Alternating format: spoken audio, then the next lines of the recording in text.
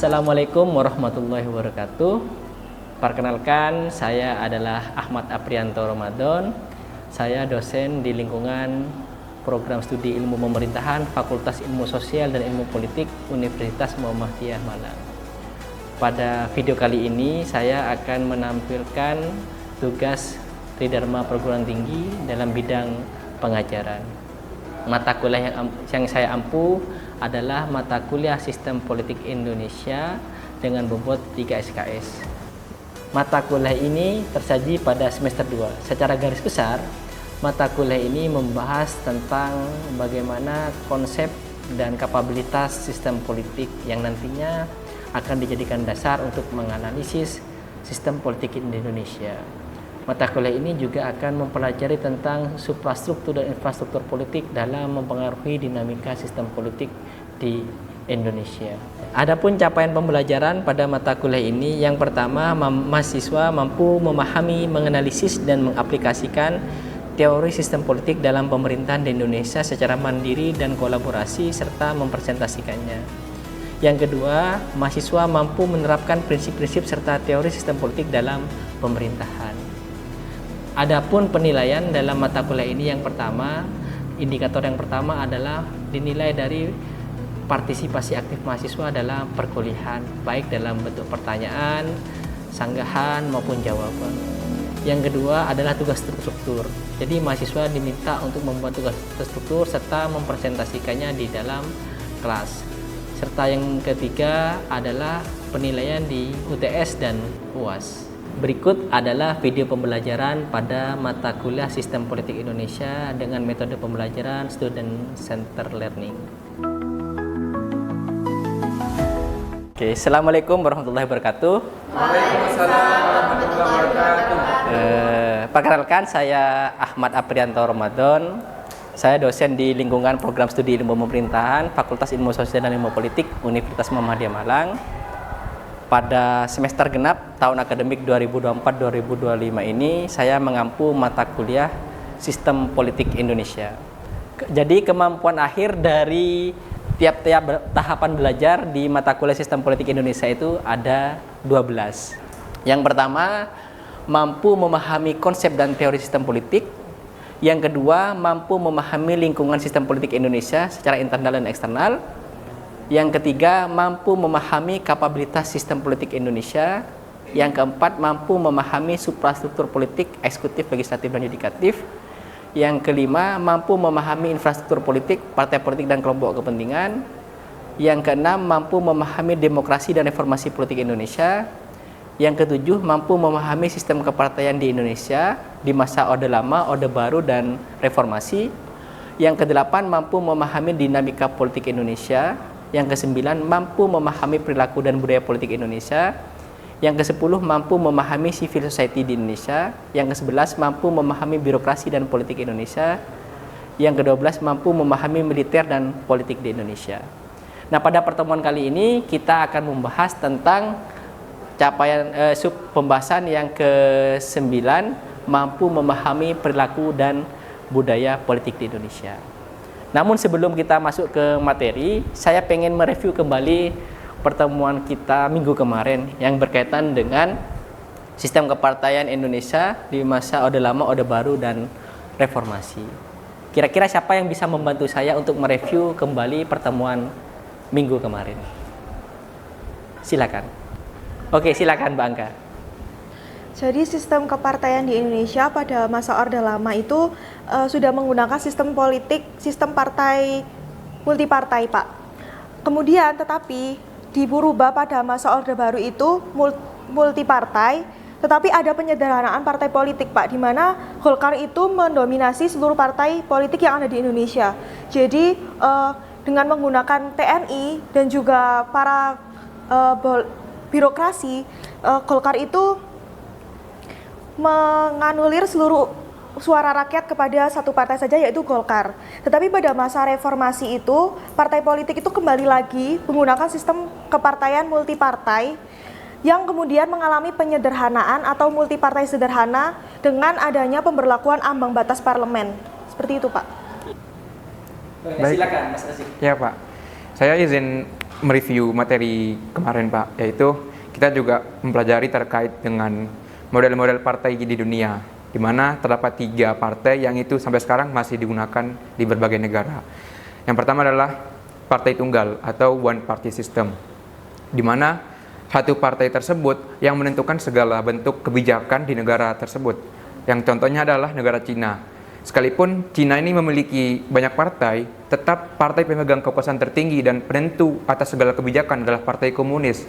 Sehingga partai-partai yang lain hanya untuk pengambilan saran dari tingkat terkecil, namun keputusan tetap ditentukan oleh partai komunis. Lalu yang kedua adalah adalah dui partai atau two party system, di mana di dalam partai tersebut hanya ada 2 partai yang itu saling berkontradiksi.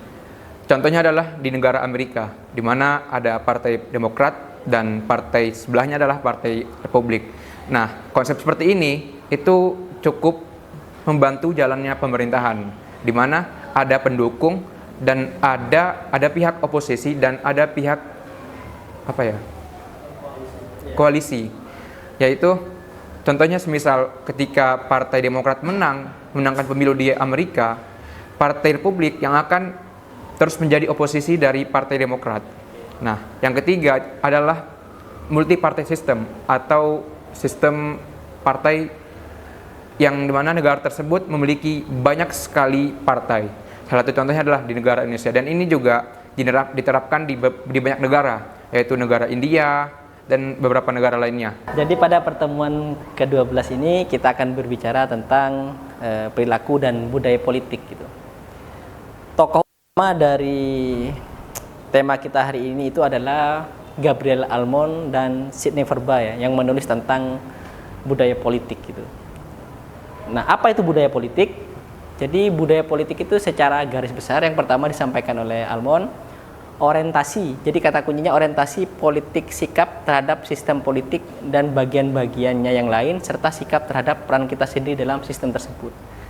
Jadi itu berkaitan dengan kemampuan kemampuan non perilaku ya, artinya kemampuan pemahaman kita dalam memahami sistem politik. Kemudian yang kedua, budaya politik adalah sistem kepercayaan empirik, simbol ekspresif dan nilai di mana mereka mendefinisikan aksi politik di mana mereka berada itu. Itu kata Verba. Kemudian yang ketiga, dia sampaikan oleh Halan, budaya politik itu adalah komposisi seperangkat sikap, kepercayaan, emosi dan nilai suatu masyarakat yang berhubungan dengan sistem politik dan isu-isu politik. Jadi budaya politik dianggap sebagai orientasi warga, sekelompok masyarakat ya, bukan individu, kepada sistem politik mereka. Gitu. Jadi Anda sebagai komunitas suatu masyarakat di daerah Anda masing-masing itu pasti memiliki budaya politik yang berbeda-beda. Jadi ada dari 3 definisi tadi itu ada batasan konseptual tentang budaya politik itu. Jadi budaya politik itu adalah aspek non perilaku. Jadi misalnya kenapa Anda memilih calon si A misalnya? Itu kan tindakan ya. Jadi Anda datang ke bilik suara kemudian milih. Tetapi dalam budaya politik itu akan menilai apa yang mempengaruhi Anda memilih calon tertentu dibandingkan calon yang lain. Jadi lebih ke aspek emosionalnya, aspek psikologis yang melatar belakangi Anda kenapa melakukan tindakan tertentu dalam sistem politik itu. Kemudian yang kedua, orientasi itu ditujukan kepada siapa? Orientasi itu ditujukan kepada sistem politik. Kalau kita ingat awal-awal materi kita tentang sistem politik, kita menggunakan punyanya David Easton. Jadi dalam teori David Easton itu ada 3 komponen dalam sistem politik. Yang pertama itu input, yang kedua output, yang ketiga adalah input, proses, dan output. Jadi kita ingin melihat di mana orientasi Anda pada 3 indikator dalam sistem politik tadi. Apakah di input, ataukah di output, atau di dalam proses, atau tidak sama sekali. Itu. Jadi tindakan Anda pada sistem politik. Kemudian yang ketiga, sekali lagi saya bilang dari awal bahwa budaya politik itu bukan budaya individu, tapi budaya massa, budaya sekelompok masyarakat. Ya, secara konseptual budaya politik itu kan milik suatu komunitas, bukan milik suatu individu. Jadi misalnya budaya politiknya orang Madura, budaya politiknya adalah budaya politik patrimonial karena takdim pada kiai misalnya. Oh, budaya politiknya orang urban, orang perkotaan adalah budaya politik yang partisipatif karena mereka independen dari intervensi patron mereka, atau mereka tidak punya patron misalnya. Itu adalah budaya politik massa. Jadi kita tidak bisa menjelaskan budaya politik individu-individu tadi itu. Nah, berikutnya, apa saja yang mempengaruhi komponen-komponen budaya politik, atau apa saja yang mempengaruhi Anda melakukan tindakan tadi itu? Aspek psikologis apa yang mempengaruhi tindakan Anda? Itu ditentukan dari 3 hal. Yang pertama, orientasi kognitif. Yang kedua, orientasi afektif. Yang ketiga, orientasi evaluatif. Misal, kalau orientasi kognitif, kenapa misalnya Mas Dafril, kenapa Mas Dafril kok memilih calon si A misalnya? Orientasi kognitifnya. Oh, karena dia program kerjanya bagus, Pak. Visi misinya bagus. Kemudian program kerja yang ditawarkan nanti ketika dia menang juga bagus, merespon kebutuhan publik. Itu namanya orientasi kognitif. Yang kedua, orientasi afektif. Kenapa kok Anda memilih si A? Apa yang mempengaruhi orientasi Anda tadi itu? Oh, karena dia Pak, YouTuber. Karena dia ganteng, karena dia cantik. Karena dia wangi, Pak, misalnya. Itu adalah orientasi afektif, mengedepankan perasaan atau emosi dalam melakukan tindakan tertentu dalam sistem politik. Kalau kita ibaratkan kepada pemilu, ya Anda memilih karena hanya fisiknya saja tampilannya, emosinya saja yang dikedepankan. Yang ketiga namanya orientasi evaluatif. Orientasi evaluatif itu artinya Anda mempertimbangkan aspek kognitif, juga mempertimbangkan aspek emosional dalam menentukan pilihan. Itu artinya Anda melakukan evaluasi terhadap isu-isu politik, kemudian Anda mengambilkan tindakan di sana dalam orientasi evaluatif. Nah, macam-macam Anda bisa, apakah orientasi ini bisa muncul berbeda, tergantung. Bisa Anda lebih mengedepankan orientasi afektifnya karena dia itu adalah kerabat Anda misalnya yang mencalonkan diri, atau Anda lebih ke ke aspek kognitifnya karena misalnya dia punya program yang bagus. Anda juga menggunakan aspek evaluatif. Itu tergantung dari masing-masing si individu. Nah, yang pengen saya jelaskan, budaya politik itu itu menentukan dalam beberapa kajian, budaya politik itu bisa menilai berada di mana budaya politik seseorang itu, dan itu akan menentukan intervensi yang akan dilakukan dalam kondisi budaya politik tertentu, terutama dalam sistem pemilu. Misal, dalam budaya politik parokial itu artinya, kalau kita gunakan punya sistem tadi ya, input, output, dan proses, Anda hampir partisipasi Anda dalam sistem politik hampir nol. Hampir tidak memiliki respon pada isu-isu politik yang sedang berkembang. Itu biasanya terjadi dalam masyarakat yang memang tidak memiliki orientasi kognitif yang baik itu. Anda tidak terlibat di sana. Misalnya sekarang ada isu tentang kerusakan lingkungan, bodoh amat misalnya, saya nggak pernah dengar itu misalnya. Itu namanya budaya politik parokial. Kemudian yang budaya politik subjek, Anda memiliki minat yang tinggi pada isu-isu politik di lingkungan sekitar Anda. Oh, misalnya Anda, ini ada kerusakan lingkungan, ini ada berkaitan dengan kebijakan transportasi dan sebagainya. Anda punya minat yang tinggi, tapi Anda tidak berpartisipasi dalam isu-isu kebijakan tadi, dalam proses input, proses dan output tadi itu. Anda juga tidak, cuman Anda punya atensi yang tinggi pada isu-isu tadi itu. Itu budaya politik subjek. Dan yang terakhir itu namanya budaya politik partisipan. Artinya, selain Anda memiliki minat yang tinggi pada isu-isu politik di dalam budaya politik partisipan, Anda juga terlibat untuk mengawal isu-isu kebijakan yang sedang berkembang di dalam, atau isu-isu politik yang sedang berkembang di dalam masyarakat Anda tadi itu. Misalnya sekarang isu politiknya adalah kerusakan lingkungan, Anda datang tuh dalam input, Anda menjadi kelompok penekan, Anda menekan pemerintah, datang ke anggota di depan anggota DPRD melakukan demonstrasi, menyampaikan aspirasi Anda. Kemudian dalam proses ini Anda mengawal, terlibat dalam dalam proses pembuatan kebijakan di level pemerintah daerah, kalau di level internasional Anda terlibat dalam mengawal isu-isu agenda-agenda kebijakan untuk masuk dalam produk kebijakan. Itu namanya proses. Output, Anda mentaati seluruh hasil kebijakan dan melakukan review terhadap kebijakan yang dihasilkan oleh pemerintah. Itu namanya politik partisipan. Secara konseptual, budaya politik partisipan itu adalah budaya politik yang baik. Yang pertama, Anda punya pengetahuan tentang politik, Anda memiliki intensitas dan atensi yang tinggi pada isu-isu politik, kemudian Anda melibatkan diri dalam isu-isu politik dalam sistem politik tadi itu. Oke, ada yang ingin ditanyakan dulu sampai saat ini? Sebelum kita lanjutkan? Ya, Pak, saya izin bertanya. Di era sekarang kan masih banyak masyarakat yang bersikap pasif terhadap urusan politik. Biasanya mereka terlihat aktif di dalam pemilu, itu pun karena dorongan money politik. Nah, mengapa budaya partisipasi politik ini masih sulit untuk tumbuh di tengah masyarakat meskipun infrastruktur demokrasi dan teknologi informasi itu sudah tersedia? Apakah ini dipengaruhi oleh ketidakpercayaan masyarakat terhadap institusi politik atau karena pola budaya politik yang lama masih belum bergeser? Oke, terima kasih pertanyaannya untuk Mbak Dila. Yang pertama, kenapa kemudian kita sulit mewujudkan partisipasi politik, budaya politik partisipatif ya dalam budaya politik di Indonesia tadi itu? Secara teoritik ya, kita bisa menjelaskan bahwa budaya politik di Indonesia itu ketika kita merubah dari negara non demokratis ya, ketika masa Orde Baru menuju negara demokratis, itu tidak selalu berbanding lurus dengan demokratisasi pada level society masyarakat. Ada sebuah teori yang mengatakan bahwa yang menulis tentang old state, new state, old society.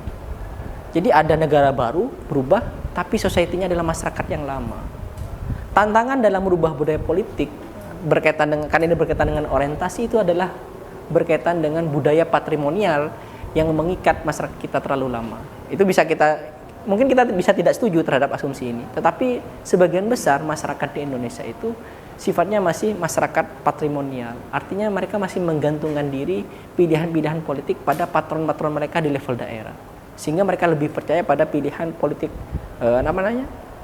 tokoh-tokoh adat dibandingkan kemampuan mereka.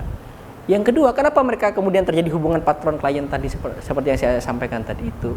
Yang kedua, karena banyak masyarakat kita tidak memiliki akses yang setara untuk mencapai isu-isu politik, apalagi mendapatkan pendidikan politik seperti dalam lingkungan ilmu pemerintahan pada mata kuliah kita. Jadi tantangannya kita menghadapi banyak tantangan untuk menciptakan budaya politik partisipan tadi. Yang kedua, kita dihadapkan pada sisi masyarakat yang rendah literasi berkaitan dengan pendidikan politik.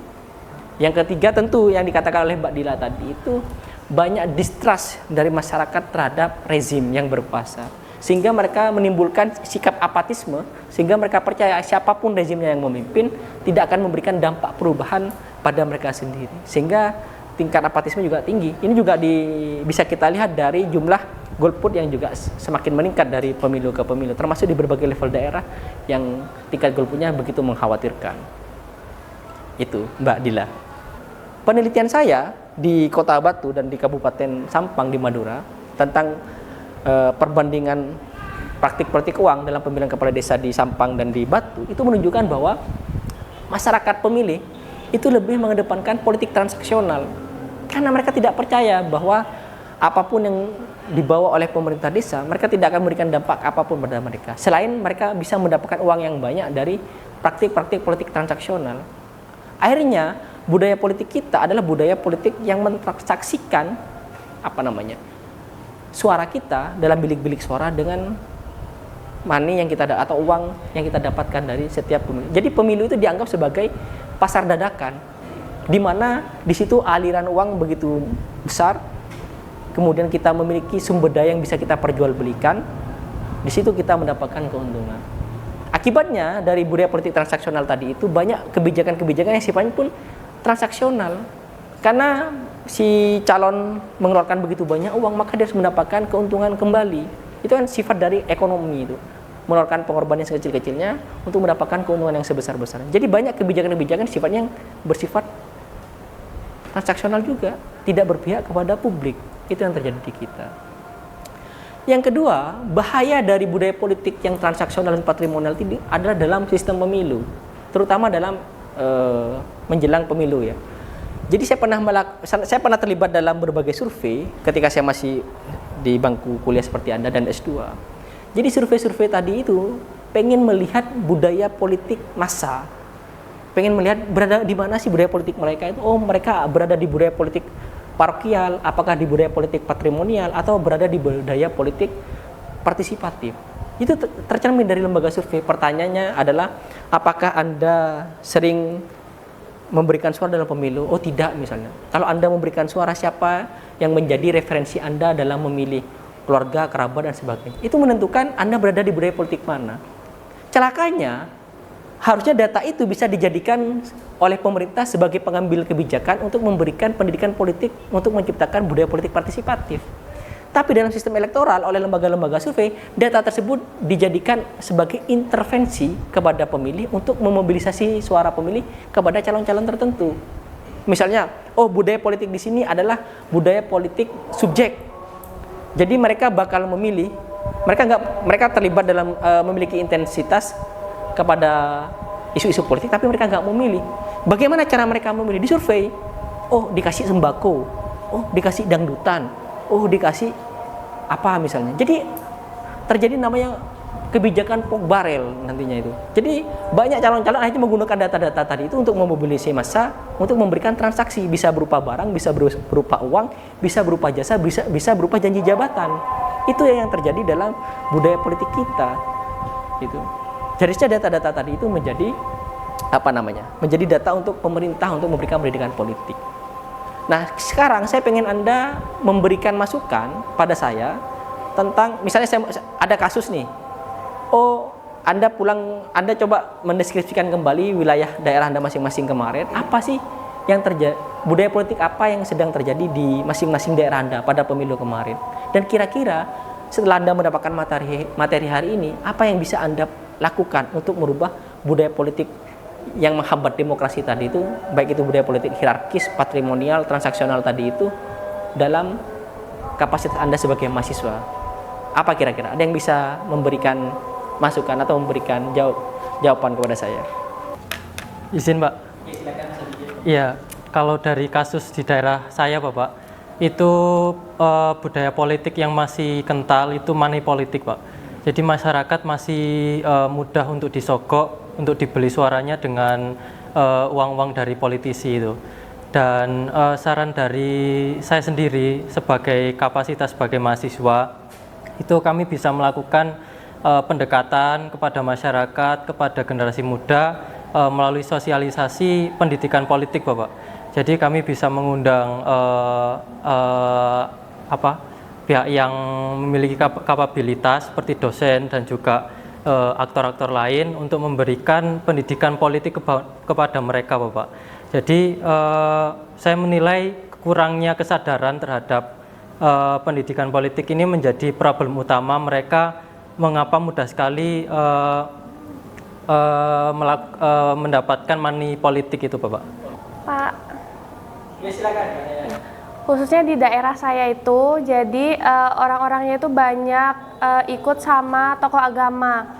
Jadi mereka itu keputusan politiknya itu berpaku kepada terhadap tokoh agama. Jadi saran dari saya sebagai mahasiswa mungkin bisa dilakukan pendidikan politik di lingkup masyarakat. Oke, terima kasih atas kasus yang disampaikan oleh Mbak Naya dan Mas Abigail serta saran bagaimana untuk menciptakan budaya politik partisipan. Tapi pada prinsipnya sebagai budaya bersama untuk menciptakan budaya politik partisipan itu juga merupakan usaha kita bersama ya. Anda melakukan pendidikan, Anda kuliah, kemudian Anda melakukan semacam edukasi di wilayah Anda masing-masing tentang pendidikan politik, itu adalah sebuah usaha bersama bagi kita menciptakan budaya politik yang baik untuk menciptakan kualitas demokrasi yang yang lebih baik juga. Tapi sebagai mahasiswa, Anda juga harus memiliki budaya yang baik dalam melakukan pendidikan. Mengutip Imam Syafi'i, kalau Anda tidak bisa menahan lelahnya belajar di usia muda, tentu Anda harus siap-siap menahan perihnya kebodohan di hari tua nanti. Terima kasih atas kehadirannya. Kita tutup perkuliahan hari ini dengan bacaan hamdalah alhamdulillahirabbil alamin. Wabillahi taufiq hidayah. Assalamualaikum warahmatullahi wabarakatuh. Demikian video pembelajaran pada mata kuliah Sistem Politik Indonesia. Atas perhatian dan perkenannya saya ucapkan terima kasih. Wabillahi taufiq hidayah. Assalamualaikum warahmatullahi wabarakatuh.